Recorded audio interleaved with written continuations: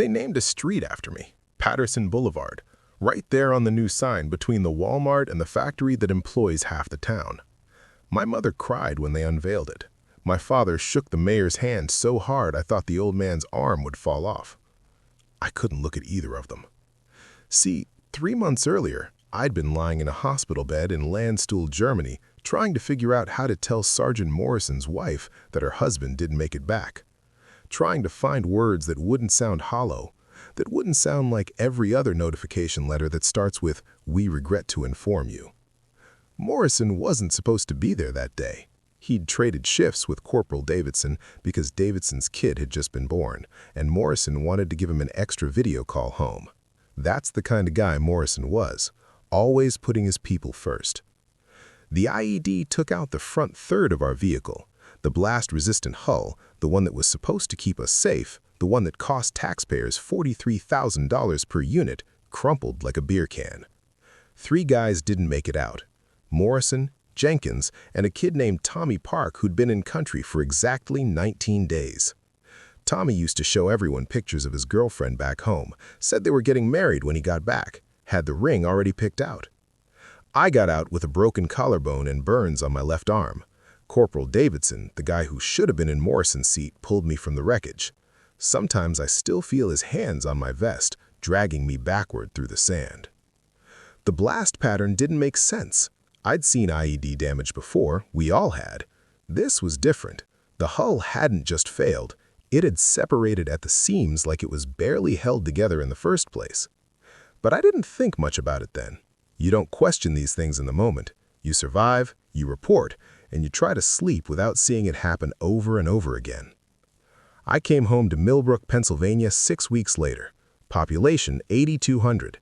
The kind of place where everybody knows your name and your business and your grandfather's business too. I'd been gone for 2 tours, 3 years total. The town looked different. New buildings, fresh paint on the old ones. The downtown that used to have 3 empty storefronts now had a coffee shop, a boutique, and a restaurant that didn't serve everything fried. The high school had a new football field. Hell, they'd repaved Main Street for the first time since I was in middle school. "Town's doing good," my father said on the drive from the airport. He looked older than I remembered, more gray in his beard. "Real good. Factory expansion brought in 200 new jobs last year." "That's great, Dad." I stared out the window at the familiar streets that somehow felt foreign. "Grantham Manufacturing," he continued. "They make parts for military vehicles now, defense contracts. Brought this whole town back from the edge." Something cold settled in my stomach, but I didn't know why yet. The parade was scheduled for Saturday. They'd given me 3 days to settle in, which meant 3 days of my mother hovering, asking if I needed anything, if I wanted to talk about it, if I was sleeping okay. 3 days of my father carefully not asking questions, just patting my shoulder and telling me he was proud. 3 days of me trying to figure out how to feel normal again. I couldn't sleep. Every time I closed my eyes, I saw Tommy Park's girlfriend's face from the photo he'd shown everyone. I'd never met her, but I could draw her from memory now. She was going to get a flag and a letter and a ring that nobody would ever put on her finger. On Friday afternoon, I went for a walk. Couldn't stand being in the house anymore. Couldn't stand my mother's concerned looks. I ended up downtown, wandering past the new shops, watching people I'd known my whole life go about their business. That's when I saw Marcus Chen. Marcus and I had been friends since 3rd grade. He'd enlisted the same week I did, but his path took him to intelligence analysis, desk work mostly. He'd gotten out a year before me and moved back home. "Tyler Patterson," he grinned, "the man of the hour." We got coffee at the new place. Overpriced, but it beat the gas station coffee I remembered from before. We caught up on the usual things: who had gotten married, who had moved away, who was working where. Marcus had taken a job at Grantham Manufacturing, quality control. "It's good work, pays well. Company treats people right." "What kind of parts do you make?" "Vehicle armor mostly, hull panels, mounting brackets, reinforcement plates, stuff for the MRAPs mostly." He paused, his smile fading a little. "I heard about Morrison. I'm sorry, man." I nodded, not trusting myself to speak. "Was it an IED?" "Yeah." Marcus looked down at his coffee. "Those MRAPs are supposed to handle that kind of blast. The armor's rated for, It didn't, I said, cutting him off. The hull failed, separated at the seams. He was quiet for a long moment. When he looked up, there was something in his eyes I couldn't quite read. What vehicle were you in? Do you remember the designation? I told him. I'd memorized every detail of that vehicle in the hospital. The serial numbers were burned into my brain along with everything else. Marcus pulled out his phone, typed something. His face went pale. What? I asked. Nothing. Probably nothing. But his hands were shaking slightly as he put his phone away. Listen, I need to get back to work, but we should grab dinner soon, really catch up. He left too quickly, almost ran out of the coffee shop. I sat there for another 20 minutes, watching the street outside, trying to figure out what had just happened. The parade was everything small-town America does well. High school marching band, veterans from every war since Korea riding in convertibles, kids waving flags. My mother wore her best dress and cried through the whole thing. I rode in the mayor's car, waving at people I'd known my whole life. They held up signs. "Welcome home, Tyler. Hero. Thank you for your service." Every sign felt like a weight on my chest. After the parade, there was a reception at the community center. Speeches, a plaque. The mayor presented me with a key to the city, which wasn't actually a key to anything, but looked nice for photos. Marcus wasn't there. I looked for him in the crowd, but his parents said he'd called in sick to work. That night, lying in my childhood bedroom with the glow-in-the-dark stars still on the ceiling from when I was 12, I couldn't shake the look on Marcus's face in the coffee shop, the way he'd gone pale, the way he'd left. I pulled out my laptop, started searching. Grantham Manufacturing had been struggling 5 years ago, the town's biggest employer, on the edge of bankruptcy. Then they'd landed a defense contract, started making parts for military vehicles. The company had grown from 200 employees to over 400. Every news article about the town's revival mentioned Grantham, every interview with the mayor, every piece about Millbrook's economic comeback. I searched for the MRAP designation, found the manufacturer, found the parts suppliers. Grantham Manufacturing was listed as a parts supplier for the hull assembly. The hull that had failed, the hull that had separated at the seams. I closed the laptop, opened it again, searched for recalls, defects, investigations. Nothing. I tried to sleep, couldn't. At 3 in the morning, I was back on my laptop, digging deeper. There were no official reports of defects, but there were forum posts, soldiers talking to other soldiers in places the military brass didn't monitor closely.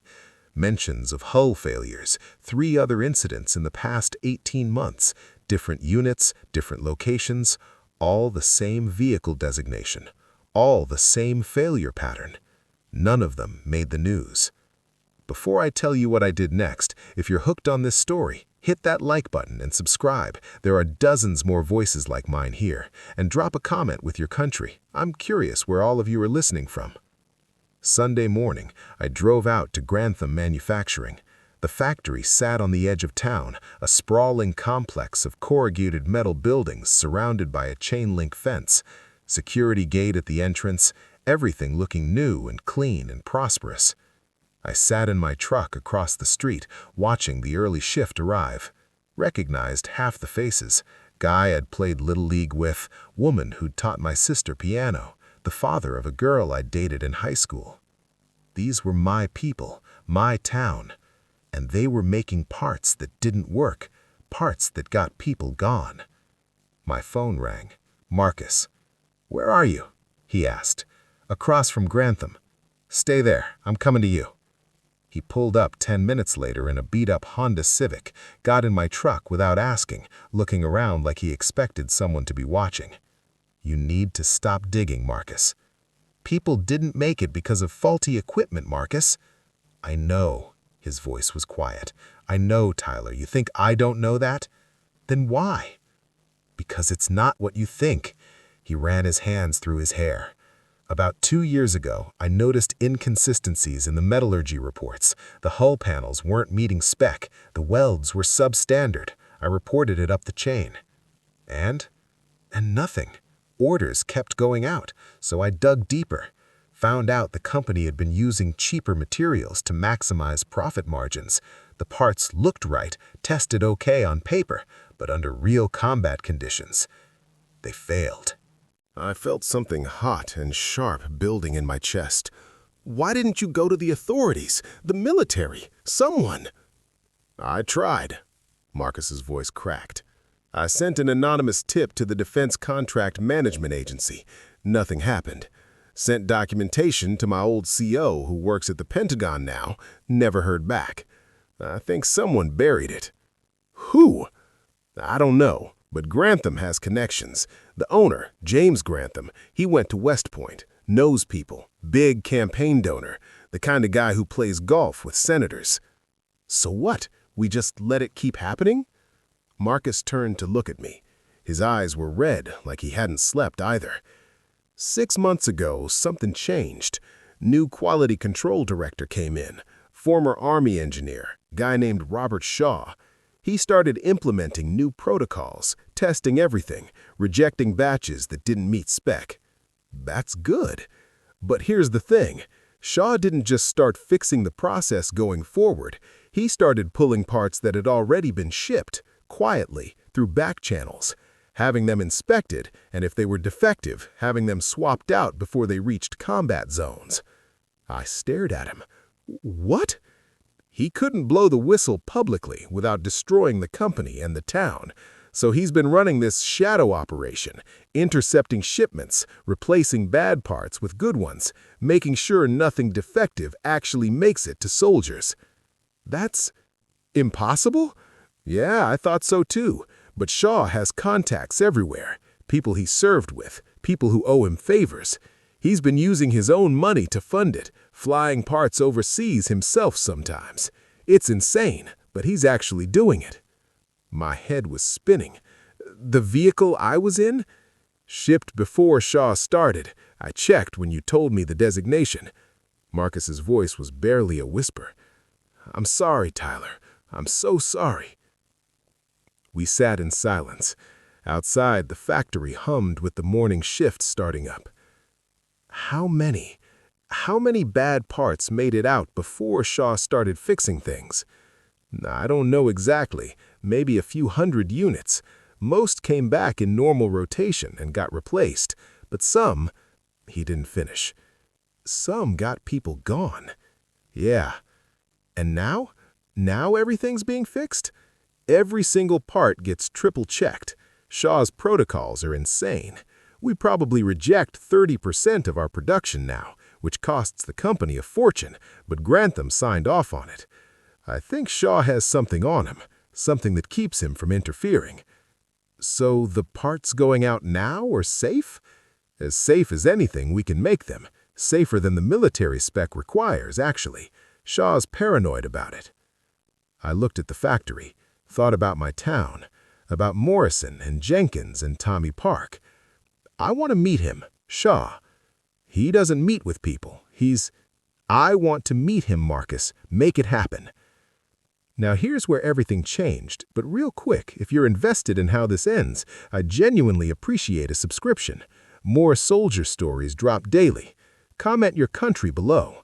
Always amazes me how far these reach. Shaw agreed to meet me that night, not at the factory, at a diner 30 miles outside town. Marcus came with me, nervous the whole drive. Shaw was in his 50s, gray hair cut military short, wearing jeans and a flannel shirt that didn't hide the way he carried himself. You can always spot someone who served. It's in the posture, the awareness of everything around them. You're the one from the parade. Yeah. Morrison was your NCO. The fact that he knew the name made my throat tight. You know about the incident? I know about all of them. Pushed a folder across the table. 7 total. Your vehicle, 2 in Helmand province, 1 near Mosul, 3 during transport that got flagged before deployment. Those last 3, nobody got hurt. The other 4, I opened the folder. Photos, reports, lists of names. 11 soldiers total who didn't make it, 23 wounded, because of parts made in my hometown. The original quality control director, guy named Patterson, no relation to you, I checked. He cut corners everywhere. Grantham knew, approved it. The profit margins were incredible. They were making 40% more than they should have been. Why hasn't anyone exposed this? Because I made a deal. Shaw's jaw was tight. Grantham gives me complete control over QC, unlimited budget to fix the problem, and I don't send him to federal prison. Every part that leaves that factory now is perfect, better than perfect. I've got metallurgists checking wells, stress tests on everything, random inspections of completed assemblies.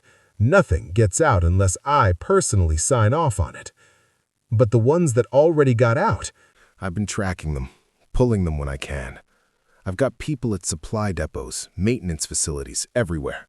When a vehicle comes in for service, we swap the panels. Most soldiers never know. We've replaced about 70% of the defective parts. The rest, he paused, the rest are in active service. I can't reach them without raising questions. So there are still vehicles out there with bad parts. Fewer every month, and the failure rate isn't 100%. The parts might hold. They probably will under normal conditions. It's only under extreme stress that they fail. I thought about the blast that took Morrison, the way the hull had peeled apart. Extreme stress like an IED. Shaw nodded slowly. Yeah. You should have gone public, should have forced a recall. A recall would have taken months, years maybe, with all the bureaucracy. In the meantime, the factory closes, this town goes back to dying, and soldiers keep going out with whatever equipment they've got while the investigation drags on. He leaned forward. My way, we fix it quietly, keep people working, keep the town alive, and we make sure every new part is safe. It's not enough. It's what I can do. For the first time, emotion cracked through his controlled exterior. You think I don't know it's not enough? You think I sleep at night? I've got 11 names on my wall at home, Patterson. 11 people who didn't make it because I wasn't here sooner. Because I didn't ask the right questions when I took this job. Because I trusted that a defense contractor wouldn't... He stopped, took a breath. I can't undo it. All I can do is make sure it doesn't happen again. The waitress came by. We all ordered coffee we didn't drink. Grantham's making a fortune, even with your QC protocols. Blood money. But he pays it forward now. Donates to veteran organizations, funds college scholarships for soldiers' kids, set up a trust for the families of the soldiers who were lost, anonymously, routed through a charity so it can't be traced back. It doesn't make it right. Nothing makes it right. But it's something. Morrison's wife doesn't need charity. She needs her husband. I know what she needs. I know what they all need, and I can't give it to them. I looked at the folder again, saw Tommy Park's name, Jenkins, Morrison, 8 others I didn't know but who'd had families, lives, people who loved them. If I go public with this, I said slowly, what happens? Investigation, lawsuits, criminal charges against Grantham and the old QC director. Company goes bankrupt fighting it. Factory closes. 400 people out of work in a town that has nothing else. The town goes under. Shaw met my eyes. And the recall process starts, which means vehicles get pulled from service while they're inspected and replaced. That takes time, months. In the meantime, units operate at reduced capacity or with older equipment that's even less safe. You thought about this. Every single day. Marcus had been quiet the whole time. Now he spoke up. There's something else you should know. Shaw's been documenting everything. Every part that goes out, every inspection, every replacement. He's got a complete record. Insurance, Shaw said. If something goes wrong, if a defective part I missed gets someone hurt, the documentation proves we did everything humanly possible to prevent it. And if Grantham ever goes back to the old ways, I've got enough evidence to bury him. So you're protecting him. I'm protecting the soldiers. And yeah, in the process, I'm keeping Grantham out of prison. The world's not fair, Patterson. Sometimes you have to make choices that leave you feeling dirty. I closed the folder. Morrison had a daughter, 8 years old. Shaw pulled out his phone, showed me a photo of a little girl at a park. Emma. Birthday's in March. She wants to be a veterinarian. Grantham's trust will cover her college, full ride, any school she gets into. How do you? Because I make it my business to know. All 11 families. I know their names, their birthdays, what they want to be when they grow up. I know what their parents did for a living, where they went to church, what their favorite foods were. His voice was steady, but his hands weren't. I owe them that much.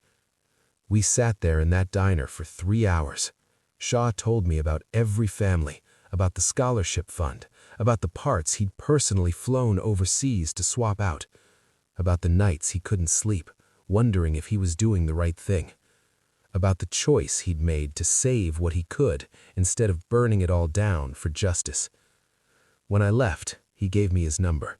If you're going to expose this, call me first. Give me 24 hours to get the families some warning. They deserve to hear it from someone who cares, not from a news report. I drove home in silence. Marcus tried to talk a few times, but I couldn't find words. The next morning, my father made breakfast, pancakes like when I was a kid. My mother had already left for her shift at the hospital. "How are you holding up?" he asked, "with the parade and everything. That's a lot of attention." "I'm fine." He flipped a pancake.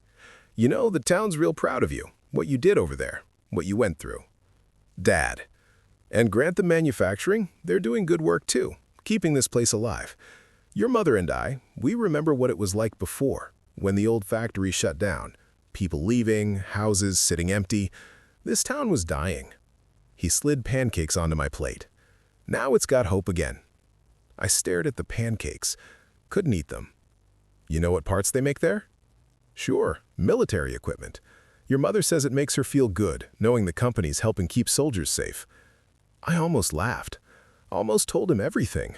Almost watched his face crumble when he realized his town's prosperity was built on defective armor and clever cover-ups. But I didn't. I need to tell you what happened next, but first, if this story's got you, show some love with a like and subscribe. I read every comment, especially love seeing where you're all from around the world.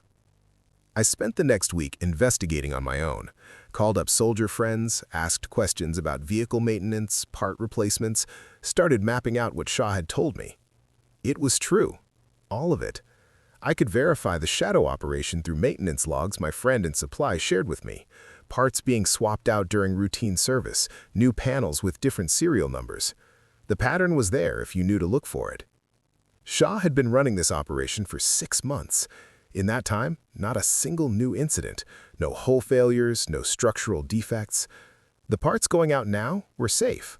But the old parts, the ones that had taken Morrison and the others, those were still out there in some vehicles. Fewer every month, but still out there.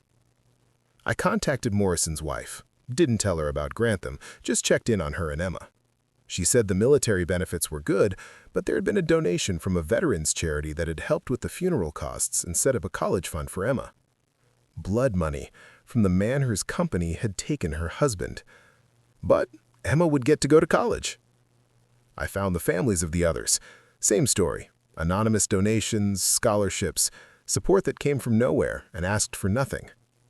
Grantham's conscience money filtered through Shaw's organization. Late one night, I sat in my truck outside the factory again, watched the night shift come on, recognized my old baseball coach, the woman who'd run the corner store when I was a kid, a guy I'd served with briefly who'd gotten out before me and come home. 400 jobs, 400 families, in a town of 8,200. If I went to the media, if I forced the investigation Shaw had prevented, this all went away. The town would survive, people always do, but it would hurt. It would hurt bad. And for what? Justice for 11 soldiers who were already gone? Their families would get some satisfaction, maybe. Grantham would go to prison, but the parts that were still out there would still be out there. The recall process would take months, maybe years. In the meantime, soldiers would be using whatever equipment they had. Shaw's way was working. It was dirty and secretive and probably illegal, but it was working. I thought about Morrison, about what he would say if he were here. Morrison always put his people first. Always. That's why he'd traded shifts with Davidson. That's why Davidson was alive and Morrison wasn't. What would Morrison want? Justice? Or would he want to make sure no other sergeant had to make the choice he made? I called Shaw. "I'm not going public," I said. He was quiet for a long moment. Why? Because Morrison would want me to protect the soldiers who are still out there, and your way does that better than mine would. You sure about this? No, I wasn't sure about anything, but I said, yeah. What do you need from me? The list, the families. I want to know them like you do.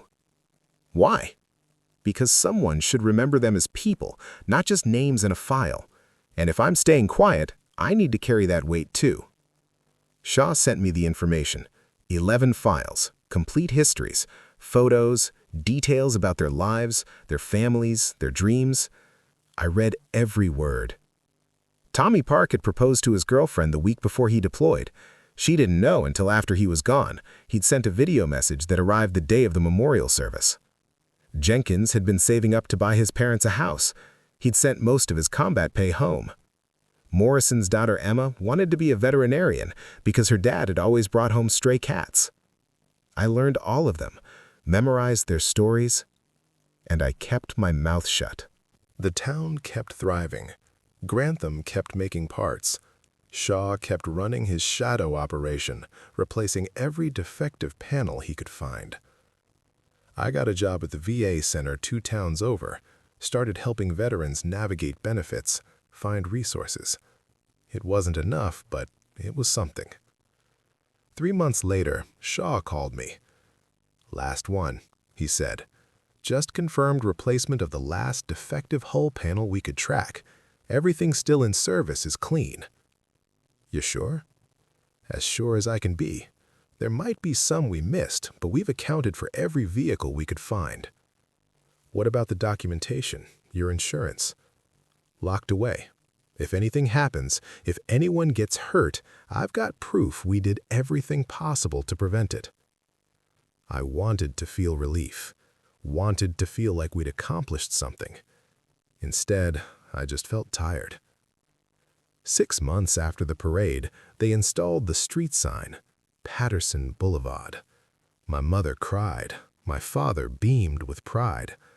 I stood there with a smile on my face and weight in my chest that I'd carry forever.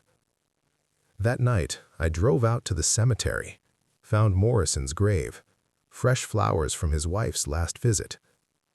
"I'm sorry," I said to the headstone. "I'm sorry I couldn't get you justice. I'm sorry the people responsible are walking free. I'm sorry your daughter's college fund is blood money." The headstone didn't answer. The dead never do. But I made sure it won't happen again. Shaw and I were watching every part, every vehicle, and if Grantham ever tries to go back to the old ways, I'll burn it all down. That's my promise to you. I sat there until dark, talking to a man who couldn't hear me, making promises to the dead that I'd keep for the living. A year later, Grantham died. Heart attack. He was 63. Shaw called me with the news. Company's being sold. New owner's a defense contractor out of Ohio. I made sure the sale contract includes keeping our QC protocols in place. And the documentation? Still locked away. New owner doesn't know about it. Insurance policy stays in place. What about you? I'm staying on. Someone needs to make sure nothing slips. Yeah. You doing okay, Patterson? I thought about that question. Thought about Morrison and the others. Thought about the street sign with my name on it. Thought about the choice I'd made to stay silent. I'm doing what needs to be done. That's not the same as being okay. No, I agreed. It's not. 2 years after the parade, Emma Morrison turned 10. I sent a birthday present, a book about veterinary medicine. Included a note saying her dad had told me she wanted to be a vet, thought she'd like this. Her mother sent a thank you card with a photo. Emma smiling, holding the book. She had Morrison's eyes. I keep that photo on my desk at the VA center. Reminder of why I made the choice I made. Reminder of what it cost. Because here's what I learned. Sometimes the right choice isn't the one that feels good. Sometimes it's the one that saves the most people, even if it means the guilty walk free. I carry 11 names with me now, 11 stories, 11 families who deserved better than they got. I carry the knowledge that my town's prosperity is built on their sacrifice. And I carry the promise I made in that cemetery that I'll make sure it never happens again. Shaw and I still meet once a month, check the logs, review the quality reports, make sure nothing's slipping through the cracks. It's not justice. It's not even close. But it's something. And some days that has to be enough. My mother still tears up when she drives down Patterson Boulevard. My father still tells people about the parade, about how proud he is. I let them have that. Let the town have their hero. Because the truth would destroy them, and the dead are already gone. No amount of truth will bring them back. But the living still need protecting. So I smile at the parades. I shake hands at the ceremonies. I let them call me a hero. And late at night, when I can't sleep, I pull up those 11 files, read their stories again, remember their faces. Someone has to remember them as more than just casualties of a defect that was quietly fixed. Someone has to carry that weight. I learned that some truths don't set you free. They just give you something new to carry. Something heavy that settles in your chest and stays there, getting heavier every time someone thanks you for your service or mentions how good the town's doing. I learned that keeping people alive means swallowing the truth, means letting justice slide for the greater good. I learned that you can be a hero and a liar at the same time. Morrison would understand, I think. He always put his people first. Always made the hard calls. I just wish I could ask him if I made the right one. The street sign stays up. The factory keeps running. Shaw keeps checking every part that goes out. And I keep my promise to the dead by protecting the living, even if it means I'll never feel clean again. That's the cost of being the hero my town thinks I am, while knowing the truth they can never learn. Some prices you pay in blood. Some you pay in silence. I'm still paying mine.